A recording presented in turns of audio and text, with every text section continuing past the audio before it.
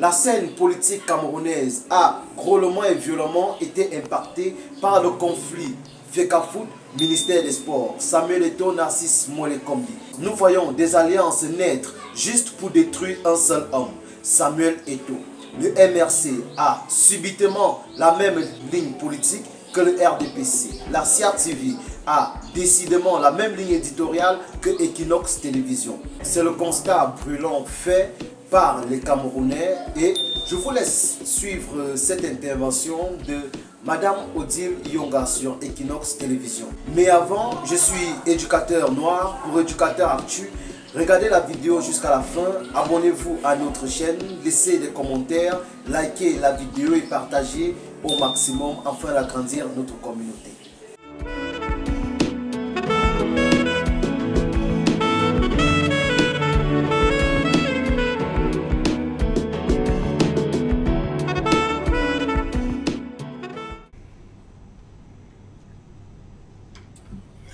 Serge Alain, merci beaucoup. Merci de me redonner la parole. J'ai écouté les panélistes, mais je pense que il y a de gros problèmes. Et je suis content d'être là aujourd'hui. Merci Serge de m'avoir appelé. Parce que l'image qu'on donne des Equinox aujourd'hui, c'est que c'est une télé anti-Eto'o. C'est une télé anti-Eto'o. Pourquoi? Parce que tous ceux qui viennent sur le plateau, ce n'est que pour faire de l'Eto'o bashing. Et je pense que pour moi, Equinox n'est pas cette télé-là, parce que c'est une télé que je fréquente régulièrement. Il y a beaucoup de personnes que je respecte et je respecte particulièrement Serge Alain Eto'o. Alors, de voir qu'aujourd'hui, Equinox renvoie cette image, cela me fait énormément. C'est pour ça que dès que Serge m'a contacté, j'ai accepté de venir parce que je refuse de croire que Equinox est cette télé qui aujourd'hui n'a que pour seule fonction détruire Samuel Eto'o. Ça, je ne le pense pas et je crois que Serge Alain ne le ferait pas. Il y a plusieurs autres télés qui se sont données pour mission de l'Eto'o bashing. Et cela ne sert pas le Cameroun. Cela ne sert pas le Cameroun. J'aurais dû commencer par dire que tout problème non résolu à temps devient une crise. C'est-à-dire qu'on n'a pas besoin de parler de ce problème pendant 2 mois.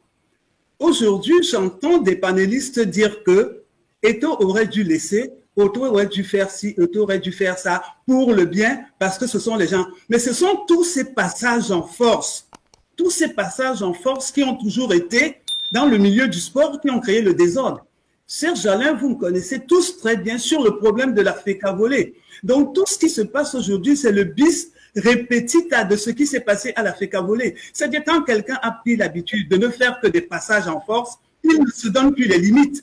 Et il fallait bien que sur son chemin, qu'il trouve quelqu'un qui lui dise stop. Parce qu'à la Fédération camerounaise de volleyball, malgré toutes les décisions de justice, malgré toute la grande décision de la Cour suprême du Cameroun, le ministre et M. Bello Bourlan l'ont piétiné, ils continuent à fonctionner comme si rien n'était. Ce n'est pas normal que dans une fédération par exemple, celle du volleyball, qu'on homologue quelqu'un. Le comité olympique et le ministère des Sports ont homologué M. Bello Bourlan auprès de la FIBB et auprès de la KVB, qui, elle, a répondu que oui, nous fonctionnons avec les politiques. La FIBB et la KVB ont froissé leur propre loi. Donc, aujourd'hui, comme ça devenait une habitude, et malheureusement pour eux, ils sont tombés sur quelqu'un qui dit que respecter les lois, respecter les droits, respecter les textes, c'est pour ça qu'il y a un gros problème.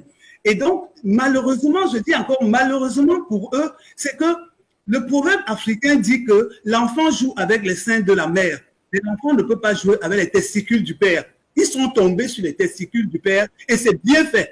Parce que c'est trop facile, Charles, de venir dire que pourquoi ne pas laisser les choses, pourquoi ça ne doit pas se faire, mais pourquoi est-ce qu'il faut d'abord faire du faux? Pourquoi est-ce qu'il faut d'abord faire un passage en force? Pourquoi est-ce qu'il faut faire la forfaiture? Pourquoi est-ce qu'il faut froisser le droit? Pourquoi il faut faire tout ça pour dire laissons passer? Non, il faut qu'à un moment ça s'arrête. Et moi, je m'adresse aussi, bon, il y a 2 Charles sur le plateau, Charles Djikam et Charles Mouyemé. Mais Charles Djikam, c'est mon neveu, mon cousin. Mais quand vous dites que vous vous battez pour qu'on respecte vos droits, et qu'un jeune se lève et ils disent respectez les droits, et c'est vous qui le combattez, Et c'est vous qui venez dire aujourd'hui à la jeunesse que nous, on nous a fait du mal, on n'a pas respecté. Et vous soutenez votre bourreau. C'est votre bourreau qui vous a mis une centaine de personnes en prison à l'heure actuelle. C'est votre bourreau. C'est contre votre bourreau que Samuel Eto'o se lève pour dire non, ça ne peut pas continuer. Le problème que les gens aujourd'hui, Serge Alain, c'est qu'ils en veulent à Eto'o parce qu'ils disent que Eto'o a supporté le président de la République lors des élections de 2018 et que s'il n'avait pas été là, le président n'aurait pas gagné ces élections. Mais je crois que tout citoyen est libre d'aller voter qui il veut. Quelqu'un peut voter en 2018, M. Paul Biya, et choisit d'aller voter en 2025, M. Kamto ou Cabral, ou aussi, ou n'importe qui. On ne va pas forcer les gens, on ne va pas nous prendre comme les moutons pour aller voter. Et parce que vous avez soutenu quelqu'un, j'ai même entendu dire, Serge Alain, que parce que Eto'o a permis au Cameroun d'avoir la CAN, et c'est pour ça qu'on lui en veut. Mais si vous en voulez Eto'o, pour avoir offert au Cameroun la CAN pendant un mois, où les Camerounais étaient contents, malgré le fait qu'on a perdu 12 Camerounais sur ce stade qui est fermé, qui vaut 390 milliards, alors que les gens se plaignent que Eto'o prend un seul milliard. Mais quand on ose demander des comptes à Eto'o, parce qu'on dit qu'il a géré que pendant 2 ans, moi je trouve ça pas correct.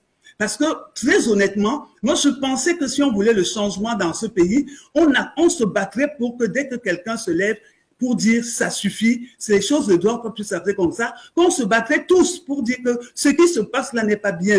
Est-ce que Eto'o est dans son droit? Oui, Eto'o est dans son droit. Ces gens-là, moi j'ai très mal parce qu'en 1990, j'étais à la Coupe du Monde de l'Italie. J'étais à la Coupe du Monde de l'Italie avec les Roger Mila, avec les Joseph-Antoine Bell, avec les Kono, avec les Oman, avec les Canabiques. J'ai participé à la Coupe du Monde, j'ai assisté. J'ai été là-bas, j'ai distribué mes drapeaux, j'ai distribué les pagnes. Je ne parle pas dans le vide. Ils sont là, ils me regardent.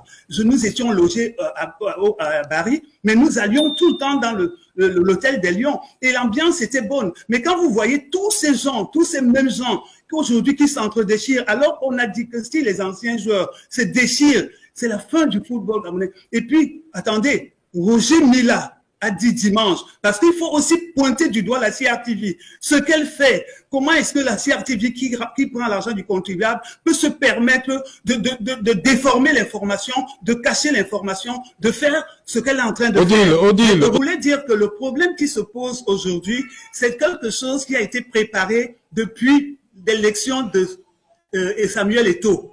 Il faudrait qu'on explique bien que depuis l'élection de Samuel Eto'o, toute une machine a été mise en branle pour le faire tomber, pour qu'il ne réussisse pas et pour qu'on s'en serve justement ce 10 février. Parce que vous ne pouvez pas me dire, et quelqu'un l'a dit, ce sont les mêmes joueurs qui étaient dans cette équipe, mais pourquoi tout le temps on était toujours dans des remontades? On encaisse 3 et en 5 minutes, on est obligé de mettre 3. Pourquoi est-ce qu'on était toujours dans des qualifications en une extrémiste à la dernière seconde du match? Pourquoi est-ce qu'il y a des bagarres? Parce que quelqu'un a bagarré avec il s'est bagarré avec le coach, après il s'est bagarré avec le président, après c'est lui qui fait un accident sur la route. Non, arrêtez quand même de cacher la vérité au peuple camerounais. Moi, je ne suis pas pour détruire la jeunesse camerounaise, mais arrêtez ce jeu de manipulation parce que c'est cette manipulation qui est en train d'incendier le pays. Parce que si on faisait les choses dans les règles et dans le temps, on n'aurait pas tous ces problèmes, Serge Alain. Tout était mis en œuvre pour que Samuel Eto'o échoue. Pourquoi? Et moi, je vais vous dire pourquoi. Pour moi, c'est quelque chose qui a été mis sur pied parce que vous ne pouvez pas me parler du discours du 10 février. Justement, vous vous appuyez tous sur ce discours. Le discours du 10 février, pour moi, j'ai énormément de doutes. Parce que tout le monde sait que ce n'est pas toujours le président qui écrit ces discours. Serge Alain, le président de la République n'a jamais été violent dans ses propos ni dans ses discours. Alors, pour les enseignants, on parle donc de institutions. Pour les enseignants, quand les enseignants ont osé lever la tête, qu'est-ce qu'on a fait aux enseignants? On a dit sur haute instruction, vous ne levez plus la tête. Donc moi je pense que le discours a été fait à dessein, les bagarres ont été faites à dessein, la manipulation a été faite à dessein, les dénigrements ont été faits à dessein pour arracher Eto'o dans le cœur des Camerounais. Et moi je crois que tout cela le discours du 10 février leur servait de support. Le discours de février servait de bouclier pour dire que voilà, le président a dit. Mais le président n'a jamais dit de froisser les lois. Le président n'a jamais dit de ne pas respecter les lois. Le président n'a jamais dit de manipuler ou de mépriser quelqu'un. Donc, merci, moi, je ne sais pas Odile. si nous avons aujourd'hui des gens qui sont des icônes dans des pays étrangers. Merci, merci, merci Odile. Voilà, en fait, c'est une réalité. Tout le monde l'a constaté. Malheureusement, on se rend compte que beaucoup de personnes se sont lancées dans la malhonnêteté intellectuelle, dans la désinformation, dans la destruction pour simplement détruire un seul homme, Samuel Eto'o. Ce n'est pas question de prendre parti pour tel ou pour tel, c'est juste une question de logique. Simple. Tous savent que Samuel Eto'o et la FECAFOOT ont raison dans cette histoire. Mais parce que Samuel Eto'o, footballeur, avait quelques casseroles, qu'ils en profitent pour démontrer aux yeux du monde que c'est Samuel Eto'o qui a tort. Malheureusement, personne n'est dupe.